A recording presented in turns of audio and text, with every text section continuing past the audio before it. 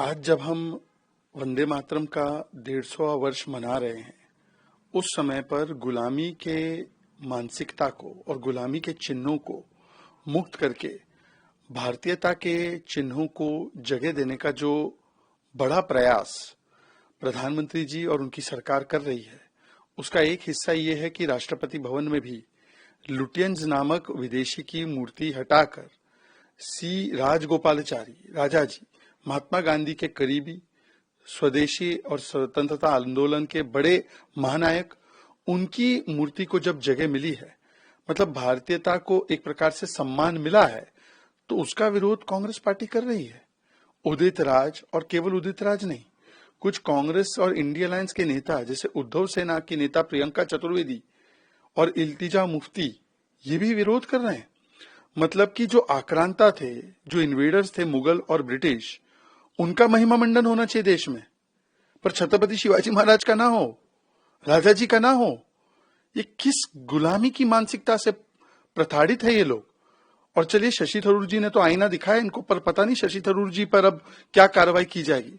पर ये दिखाता है कि कुछ कांग्रेस के और इंडिया अलायंस के नेता आज भी उस गुलामी के चिन्हों को और उन आक्रांताओं का महिमा मंडन करते हैं। इसलिए इनके लिए गजनी, गौरी, औरंगजेब, टीपू ये बहुत महान होते हैं, और भारतीय जैसे छत्रपति शिवाजी महाराज उनका ही अपमान करते हैं।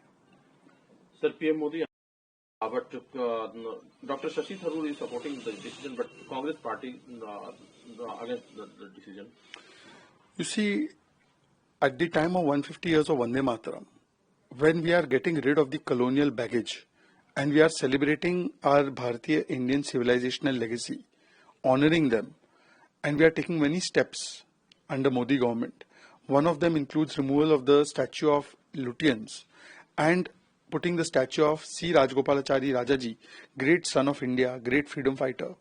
Then rather than welcome it, the Lutyenized gang of Congress, the Lutyenized gang of India Alliance, they are saying no, we must celebrate the colonial invaders, we must celebrate Mughals, we must celebrate British, but we must reject India, we must reject Chhatrapati Shivaji Maharaj. So we have removed George's cross and put Chhatrapati Shivaji Maharaj chhap, and Uddhav Sena is opposing it. We have removed Rajpath and put Kartavya Path, and we have Netaji Subhash Chandra Bose statue. India Alliance is opposing it. Congress is opposing the removal of Lutyen statue and replacement of it by C. Rajgopalachari. Does Mr. Stalin agree with this? So it shows that some people are still, they are the fanboys and fangirls of Aurangzeb, Babur, Ghazni, Gauri and British, but they hate anything that is Indian. आतंकवादियों को लेकर के क्या कहना है sir आपका? बोटी बोटी इमरान अब टुकड़े टुकड़े भाईजान बन चुके हैं। इनका वैसे भी विषय यही रहता है कि जब भी कोई देश में आतंकवादी पकड़ा जाए तो आतंकवादी की महिमा मंडन और व्हाइट वॉशिंग के लिए लग जाते हैं, क्योंकि कांग्रेस पार्टी का डिफॉल्ट सेटिंग ही है कि वोट बैंक नीति अबव राष्ट्र नीति, राष्ट्र सुरक्षा के ऊपर वोट बैंक नीति को रखना है। जब ये दिल्ली ब्लास्ट हुआ था, उसमें भी जो आतंकी थे उनको ये भटके हुए युवा बोल रहे थे, बोटी बोटी इमरान। और अब बोटी बोटी इमरान बोल रहे हैं कि ये देखो, जो आतंकी पकड़े गए हैं ये बेचारे मासूम हैं। ये अफजल गुरु को भी मासूम, याकूब को भी मासूम, बाटला हाउस के एनकाउंटर को भी मासूम, नक्सलियों को भी शहीद और मासूम, ये हर आतंकी को मासूम मानते हैं। ये अजमल कसाब को भी क्लीन चिट दे रहे थे और पाकिस्तान से दोष हटाकर भारत और हिंदुओं पर डाल रहे थे 26/11 का दोष। तो आतंकवाद की करू में पैरवी यही बन चुकी है कांग्रेस की, जो है एक प्रकार से प्रणाली। और सेना का अपमान, आतंकी मेरे भाईजान, ये कांग्रेस की बन चुकी पहचान। हिंदी के अंदर एक बार फिर से SC/ST के बीच में जो है डिवीजन देखने को मिला है। जो कांग्रेस के लीडर्स हैं उनके अंदर क्या कहना है आपका? The Congress party is most hypocritical party.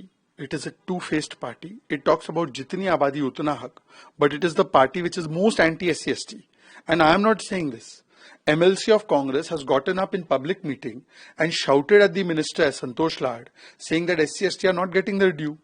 And this is not the first time we have seen Valmiki tribal scam take place in Karnataka. SC/ST sub-plan money of thousands of crores have been diverted and has been looted by the Karnataka Congress government. Just now, 7 corporations of SC/ST, their funds have been cut because Congress hates SC/ST.